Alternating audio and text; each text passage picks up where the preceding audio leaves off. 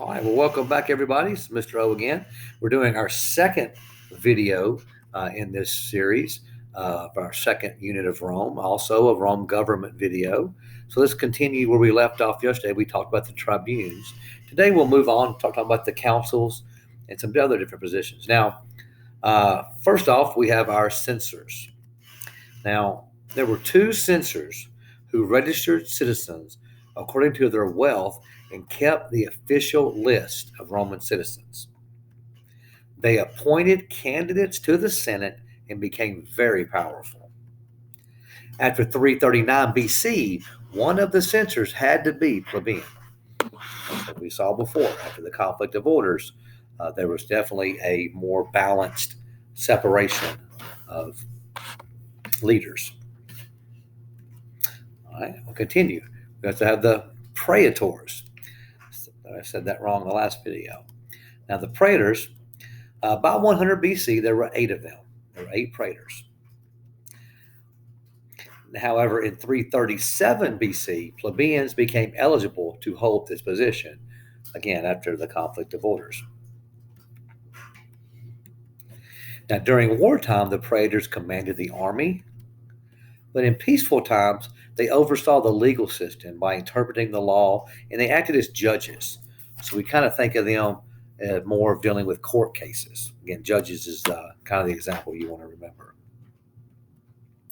Okay, next group, we have the Edial. Now, the Edial, we don't pronounce the A there. The Ediles took care of the city by managing the construction and repair of buildings, roads, aqueducts, and the sewer system. So they kind of kept things going. They guarded against the risk of fire and would also supervise traffic. So again, they're really involved with public safety and public works. Maybe that'd be kind of like the KDOT, I guess it is, the Kentucky Department of Transportation. Is kind of involved in many of these same things today. However, the Ediles had quite a bit more power than that. Now, they set standards about how Romans could act in public also. They were also in charge of markets, public festivals and games, weights and measures, and the very important distribution of grain.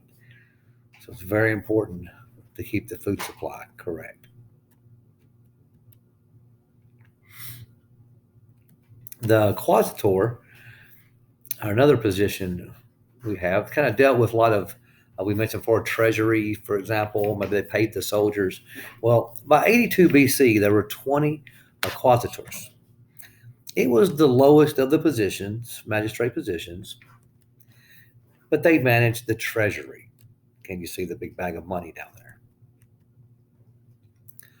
Okay. We also need to address the assemblies. Now, the assemblies represented the Roman citizens, as we have previously discussed. A centuriate, it's an assembly of centuries.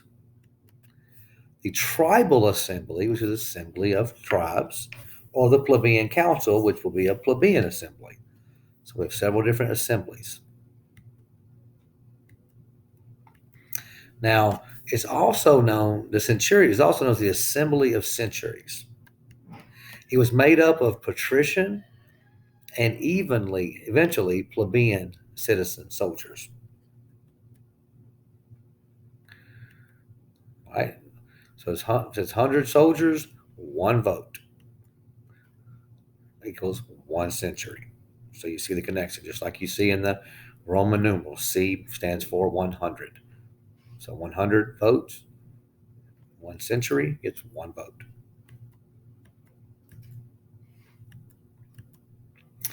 The soldiers were divided into groups of 100, which is a century, based on wealth. Each group of 100 would vote, and then the representative would cast their official vote. The votes of the wealthy members outweighed the votes of the poorer members, however. They passed laws, they could declare war, and they made peace. Okay.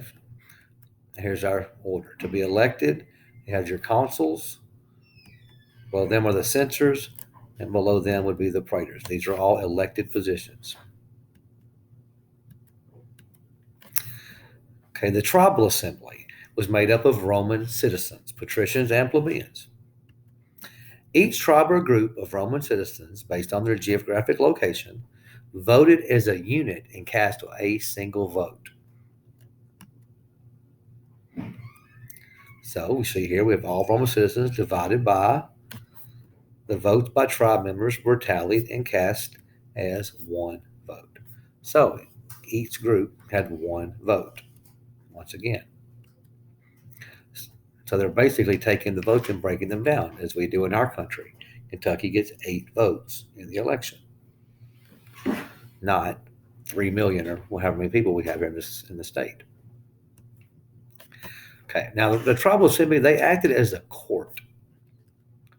And while the tribal assembly had the power to pass laws, they rarely did. Okay, here we say the tribal assembly could elect ediles and quaestors, or vote for them. Now, during 494 to 287, the conflict of orders, the plebeians gained more rights, like rights to be elected to magistrate positions and the recognition of their own assembly, the plebeian council. So the conflict of orders did turn out very good for the plebeians. It's also known as the plebeian council. The plebeian council was established in 471 BC. They acted as a court for the plebeians. They made the laws for plebeians, and in 287 BC, they gained the right to make the laws for all Roman citizens. Okay, being elected, they get elected tribune. Then next, we have the Roman Republic, the Senate, which we have also briefly discussed previously in other units. Now, the Senate was the most powerful body of government. It was made up of 300 patricians and eventually plebeians. As you see, the censors would be appointed. The senators were appointed to the position by the censors and served for life. The Senate was made up of the wealthiest and highest ranking Roman aristocrats. Okay. They proposed and debated the laws. Of course, the Centurion passed the laws. They controlled the money, decided on foreign policy, and acted as a court.